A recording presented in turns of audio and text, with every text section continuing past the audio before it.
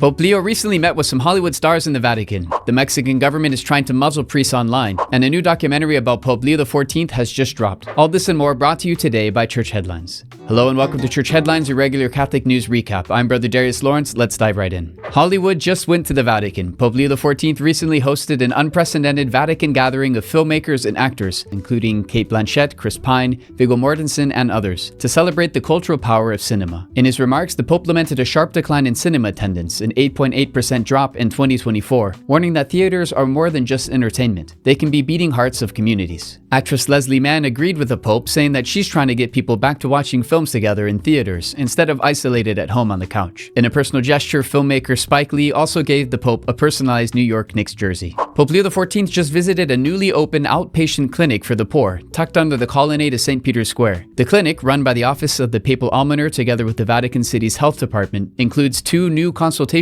rooms and a radiology service, complete with the modern X-ray machine. These facilities aim to diagnose conditions often overlooked in the poor and homeless of Rome, things like pneumonia, bone fractures, tumors, and more, making early treatment possible. 120 volunteers already serve over 2,000 free medical sessions each month, offering general care, dental services, eyeglasses, hearing aids, medication, and more. Cardinal Konrad Krajewski, the Papal Almoner, said that in this space we are able to restore dignity to the poor, seeing them the face of Jesus. You might remember that Pope Leo recently published his first major document, Dilexite, and he made serving the poor its main theme. It's wonderful to see the Vatican modeling service for the poor with concrete acts. If you haven't read Dilexite yet, here's a short summary I made that you can watch by clicking on the button in the corner.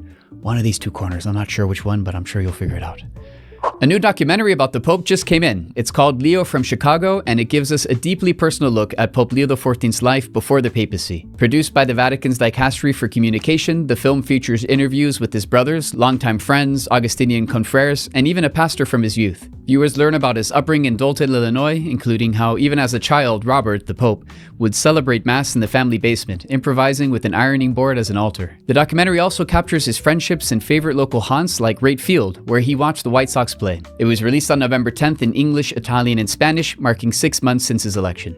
At their November plenary assembly, the U.S. Catholic bishops elected Archbishop Paul Coakley of Oklahoma City as the new president of the U.S. Conference of Catholic Bishops, USCCB for short. In a runoff vote, they chose Bishop Daniel Flores of Brownsville, Texas as vice president. Coakley was previously the conference secretary and will serve for 3 years as president, taking over for Archbishop Timothy Broglio, the former president. Archbishop Coakley is known for promoting a culture of life, opposing gender ideology, and supporting migrants. A new dating app called SacredSpark is trying to reshape how young Catholics date by putting faith and marriage at the center. Unlike typical dating apps, SacredSpark doesn't prioritize looks first. Users get to hear someone's voice, story, and values before photos are revealed. A standout feature is the matchmaker, a friend or family member who can play a role in suggesting potential partners, bringing back a tradition of community-supported courtship. The app also includes a Dating 101 formation track covering emotional maturity, relationship purpose, and even marriage prep. According to its creators, the goal is to foster genuine, faith-rooted connections, not just swipes. Its launch is planned for 2025, and many young Catholics seem eagerly hopeful to try something more meaningful than the usual dating scene.